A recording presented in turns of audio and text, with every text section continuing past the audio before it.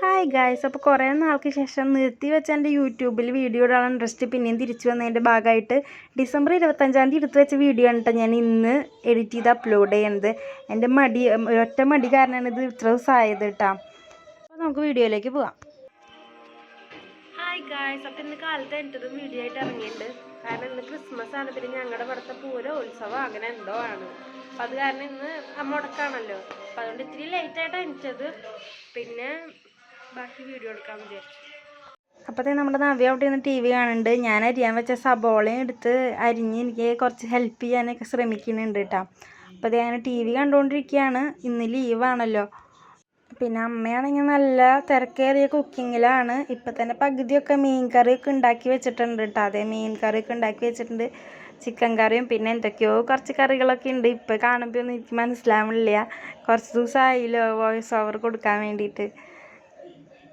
കുറച്ച് ആൾക്കാരൊക്കെ വരുന്നുണ്ട് വീട്ടിലേക്ക്. അപ്പോൾ അത് കാരണം നമ്മൾ കുറച്ച് സാധനങ്ങളൊക്കെ ഉണ്ടാക്കി സെറ്റാക്കി വെച്ചിട്ടുണ്ടായിരുന്നു കേട്ടോ. ആ ടൈമിൽ തന്നെയാണ് നമ്മുടെ മേമയും പാപ്പനും ഉണ്ണി നമ്മുടെ നിധിക്കുട്ടിയൊക്കെ വന്നത് കേട്ടോ.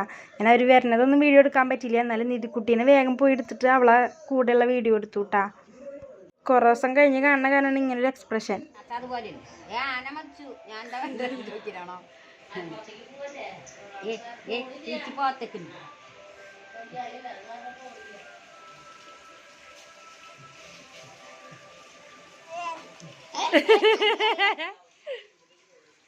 നിധിയാണല്ലോ നമ്മുടെ മെയിൻ ആൾ. അപ്പം നിധിനെയും കൈ പിടിച്ചിരിക്കട്ടെ ഞാൻ. ബാക്കി അവർ മേമയും പാപ്പനൊക്കെ ഫുഡൊക്കെ കഴിച്ച് പെട്ടെന്ന് തന്നെ അവർ പോയിട്ടാ. പിന്നെ അവരധികം നേരം വീട്ടിലുണ്ടായിരുന്നില്ല. പക്ഷേ അമ്മാമ്മയും ചന്ദ്രികമ്മാമ്മയും അച്ഛമ്മയും ശ്രുതിയൊക്കെ വന്നിട്ടുണ്ടായിരുന്നു, അവരുണ്ടായിരുന്നു കേട്ടോ വീട്ടിൽ.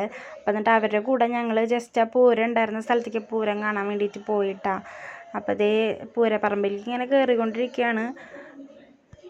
ഈ വീട്ടിൽ വന്നിട്ട് ഫസ്റ്റത്തെ പൂരമായതുകൊണ്ട് നമുക്ക് ഇങ്ങനെ കറക്റ്റ് വലിയ ഡീറ്റെയിൽ ആയിട്ട് അറിയൊന്നുമില്ല ഇവിടുത്തെ പൂരമൊക്കെ എപ്പോഴാണെന്നൊന്നും. അപ്പോൾ സ്ഥലമൊന്നും അറിയാത്തതുകൊണ്ട് അന്വേഷിച്ചിട്ടൊക്കെയാണ് പോകേണ്ടായിരുന്നത് കേട്ടോ.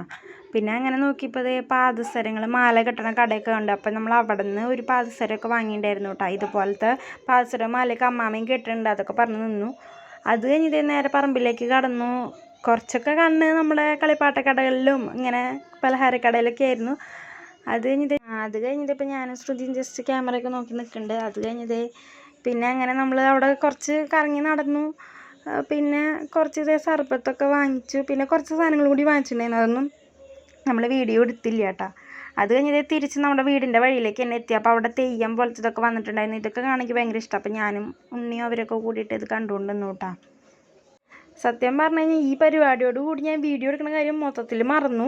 വീട്ടിലെത്തിയതും നേരം പോയി വെറുതെ മൈലാഞ്ചി ഒക്കെ ഇട്ടു. പിന്നെ അങ്ങോട്ട് ഞാൻ വീഡിയോ ഒന്നും ബാക്കി എടുക്കാൻ മറന്നു പോയിട്ടോ ഗൈസ്.